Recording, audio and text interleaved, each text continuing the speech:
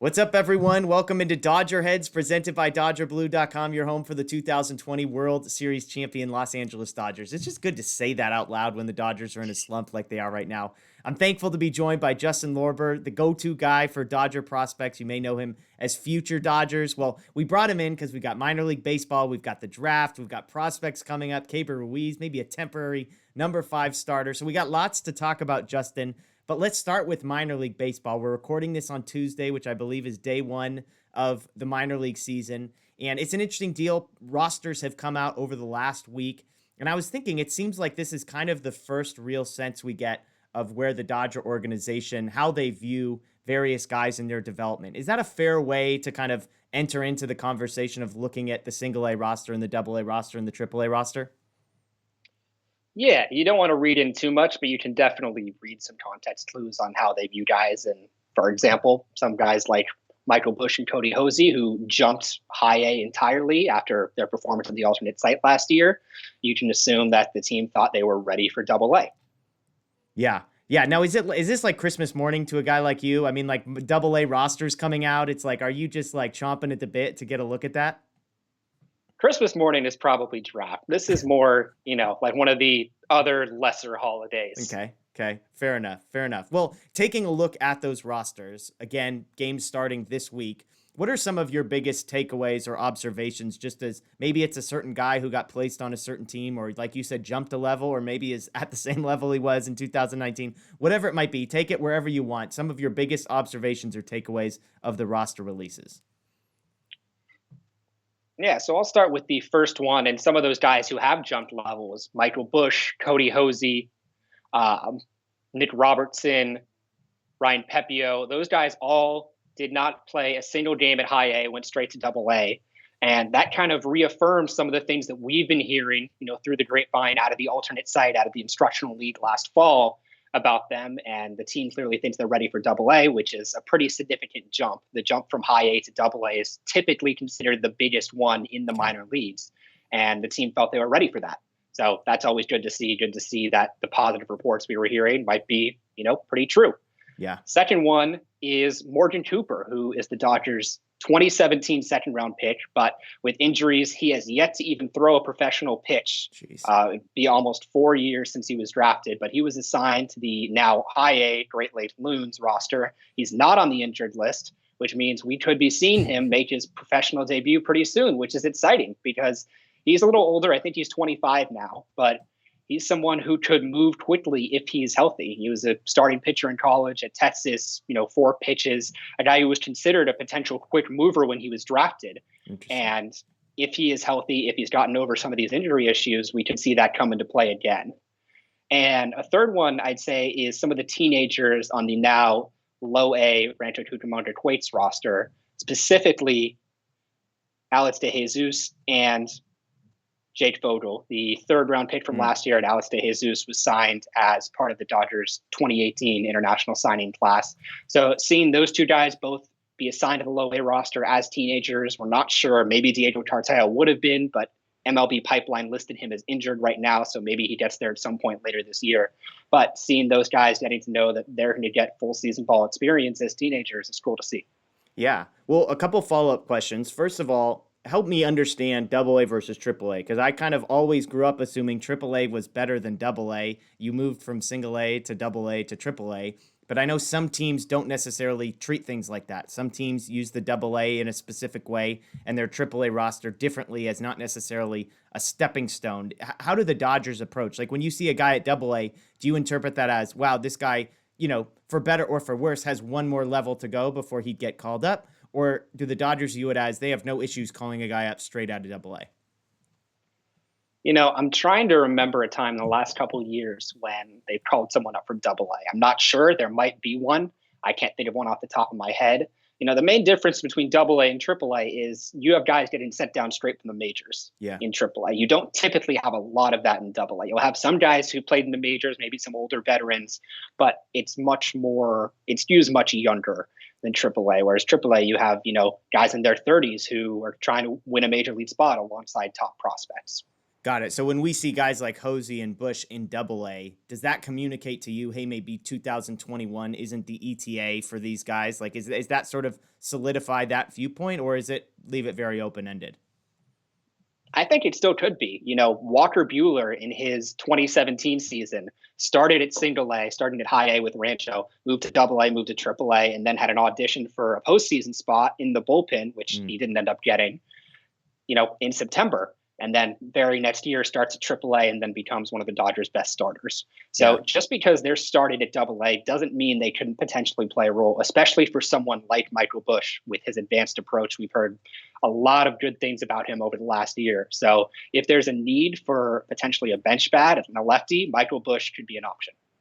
Is there a need for a bench bat? I wish I knew a team that had a bench that was struggling to hit baseballs and that kind of thing. One other name I did want to ask you about that was fascinating. I saw some people comment on it. Yadier Alvarez shows up on this list. This is a guy the Dodgers paid a ton of money for in the international season. He was on the 40-man roster, disappeared, like got DFA'd. Nobody claimed him. And then all of a sudden, he just sort of pops back up on a Dodger roster. What's your take on that situation? Have you heard anything about what happened?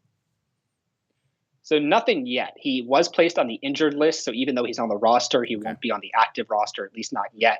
What we heard as far as last year was, he came in addressing the previous character concerns that had been floating around him, saying that, he understood that he needed to mature. And, those seem like good answers. It's always good to hear guys talk about that when they're able to address that head on. And was reportedly trying to get loose for a bullpen one day. His arm was tight, had a shoulder injury. Then they DFA'd him the next day. No one claimed him. So maybe this is still the same injury. Maybe it's something different. I would guess with it being a shoulder injury reportedly might be something serious. So it could still be that same injury, but we just don't know until he gets into a game. Okay, last one I'll ask you about before we move up to the major league level. And this is a guy I know everybody is talking about, thinking about, asking about. Josiah Gray.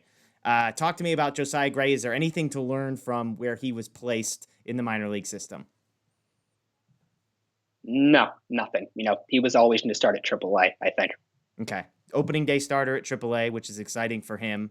And let's move up to the major league level because I think this next question kind of dovetails. We'll go a little bit out of order here. But one of the things you and I were texting about this last week is the Dodgers' current temporary need for a number 5 starter. Obviously, the tragic news, Dustin May tears his UCL, is in need of Tommy John surgery, out for 12 months, possibly a little bit longer. We know Tony Gonsolin and David Price are both 3-ish weeks away at least. And so how would you handle the need for a number 5 starter, maybe once, maybe twice in the next 3-ish weeks until Gonsolin comes back? Is Josiah Gray in consideration in your mind? Is there somebody already on the major league roster? How would you address the number 5 starter role for the next few weeks? It doesn't sound like they're too interested in bringing Josiah Gray up just for a couple weeks. And that's something that could change. So they would need to find another 40-man spot for him because he's not currently on the 40-man. But right now, it just doesn't seem like, based on the public comments we've heard, that's something that they're too interested in. The guy that I would personally go with is Mitch White, who this year has shown a fastball that has improved. It's flatter. It's getting more vertical movement. So that'll help him get more misses in the zone. He has 2 distinct breaking balls. And he's a guy who has a history of starting experience, and he's a reliever just because the Dodgers have so many starters. So he's someone that I hope, potentially as the year goes on and more relievers get healthy, can be developed as a starter either at AAA or the majors. But for now, I think he's someone that you can feel pretty comfortable stretching out to maybe not 5 or 6 innings, but 4 inning starts if you need him for the next couple of weeks. And we know White, former second-round pick, so obviously he came in with some expectations. Injuries have derailed it. He's had positive performances some years. He's had negative performances other years. You mentioned some improvement this year.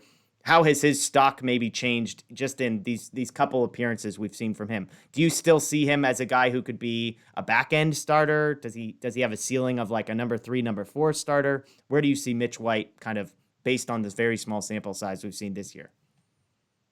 I think with the stuff that we've seen this year, he's someone who could be a back-end starter. With the Dodgers, their back-end starters are typically either mid-rotation starters or, in the cases of Dustin May and Julio Urias, would probably be frontline starters on most teams, at least for how they have pitched this year. So guy who could be a back-end starter on some other teams. With the Dodgers, that's kind of what they need right now, and I think he could provide that if they're willing to stretch him out. Fair. Okay, speaking of major league level prospects, Keibert Ruiz, makes his 2021 debut. Again, we're recording this on Tuesday. He homered in his first at-bat of the season after being called up for the first game of the doubleheader. What's your take? I'm curious on what the Dodgers should do with him. I've been advocating for a long time on this show that he should be on the major league roster, because I think he's one of the best offensive options they have off the bench. I think the bench has been a disappointment. Guys like Edwin Rios, Beatty before he got sent down and came back, Luke Raley, etc. I think on one hand, he is simply one of the best offensive options they have on the bench. But second of all, I like having him on the roster because if Austin Barnes is starting, then Dave Roberts doesn't have to be afraid about pinch hitting Will Smith and, oh my gosh, what happens if our catcher gets hurt? So that would be my advocate. That's what I would advocate for. But others have responded with, well, is it really? Should he be sitting on the bench? He needs minor league reps, et cetera, et cetera. What would your approach be with Ruiz? Does he need minor league reps so badly that even if he could help the team in small spurts, we should sort of default to minor league reps?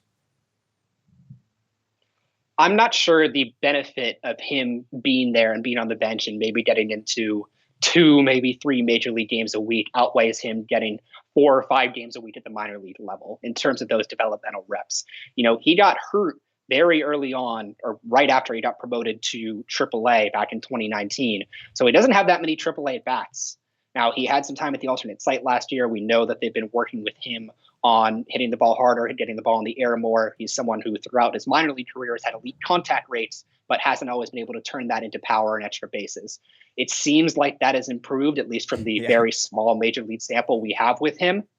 But, I think the most important thing for a prospect of his stature and a guy with his age is getting close to everyday reps. Obviously, catchers aren't going to get everyday reps, but close to that for a catcher. Fair. Yeah, it's such an interesting dilemma and sort of back and forth, and I see both sides of this. Again, it's like, I know he could help the Dodgers. I also know, like you said, when you say 2 or 3 games, we're probably talking about like 2 or 3 at-bats a week, because with Austin Barnes and Will Smith, the number of times that he's going to start at catcher would be so small unless they really want to experiment with Austin Barnes at second base or something like that, which defeats the entire purpose of Austin Barnes, in my opinion. But versus, hey, it is better for his development, etc. So something to monitor. Again, Dave Roberts called him up and they said, hey, we don't really know what the long-term plan is here, whether he's going to get sent down, but they have him on the roster for now. So last question here, Justin, then we'll get you out of here. Draft season is upon us. We're about 2 months away to Christmas morning in your world. As Dodger fans, what do we need to know? What are you hearing? What do we need to follow in the next 2 months leading up to July's Major League Baseball draft? So we had a couple mock drafts come out last week, one from MLB Pipeline, the other from Baseball America, with a couple pieces of key intel, which we don't usually get this far away from the draft. We're still over 2 months away from the draft, and especially considering the Dodgers are picking at the back half of the draft. MLB Pipeline gave them Peyton Stovall, who's a high school infielder from Louisiana. He's someone who has been one of the biggest risers across college and high school this spring, has just hit phenomenally. He plays shortstop in high school, probably doesn't end up at shortstop in the pros, probably a second baseman, but maybe a guy who can move around the infield, corner outfield a little bit. And he kind of reminds me, at least the potential profile of someone like Michael Busch, who is a bat-first infielder, and you figure out the defensive home later. There's been some buzz surrounding him and the Dodgers. I've heard that that's true. And the Dodgers were also in on a scouting trip to see Chase Petty, who's a prep right-handed pitcher from New Jersey. He actually threw an 18 strikeout no-hitter this week. So that was not the week the Dodgers supposedly saw him, but assuming they saw enough. He also hit a home run in that game. And he's already touched like 101, 102. And he would bring probably some of the best arm talent in the entire Dodgers system if he came into the Dodgers system. So those are 2 guys that we know the Dodgers have been connected to. How strong that connection is, we don't really know yet. But there's a lot of other guys. This should be a fun draft. It's a draft that I wish the Dodgers, still had a second-round pick, the one they gave up for Bauer. But I think given all the injuries to their starting rotation, they're not regretting that too much right now. I can't imagine 102 miles an hour as a high school kid. Like, seeing that in a high school game sounds awful and terrifying. Is it fair, like in Major League Baseball, it feels like coming out of the NFL, it feels like Major League Baseball, there's a ton of intel before the draft. It feels like when I'm watching the draft itself, they have a lot of insight into making pretty accurate predictions for who's going to pick who and where and that kind of thing. I mean, compared to the NFL draft, where it's like if you get 20% of the picks right, it's like a successful mock. Is that a fair assessment, or is that me as an outsider not really understanding what's going on? I think one key difference is, that in any draft, you have teams who like certain players who you'll hear connections about. But the one key difference is in baseball, you don't just draft them and then say, here's your signing bonus, congrats. You actually have to negotiate each pick. Some guys are going to be over slot, some guys are going to be under slot. And because of that, there's the potential for more connections and more talks to kind of seep out and seep into the public eye. And so I think that's a particular area where the MLB draft differs from all the other sports drafts, at least the major ones in American professional sports. And that might be why you hear some connections. But, generally, I think another key difference is with baseball draft, you have guys who are talented and will go in specific ranges, where in leagues like the NBA or NFL, you might have certain teams looking for certain positions. We need a quarterback, we need a wing, we need a point guard, we need a defensive back, something like that. So baseball, it's generally just best player available. You're not really looking for positional value there. Fair. Yeah, it's a great point. They got to do some of the conversations and negotiating ahead of time, which to your credit, to what you're saying, kind of might give the experts and the people that are plugged in a far greater sense of who's interested in who and that kind of thing. So, hey, well, Justin, we appreciate your time. Obviously, we'll be in touch a lot over the next couple months leading up to the draft. And as the minor league season gets underway, you can check out Justin's work at Future Dodgers on Twitter. FutureDodgers.com, is that right? Is that the website where people can check out your stuff? Mm-hmm. Perfect. At Future Dodgers on Twitter, FutureDodgers.com. That's Justin Lorber. My name's Jeff Spiegel. We appreciate you watching Dodger Blue 1958. Please subscribe, ring the notification bell below. Check out DodgerBlue.com for all the latest. As always, Vince Scully is going to take us home. The best team holding a trophy high in the air. The Los Angeles Dodgers, champions of the baseball world.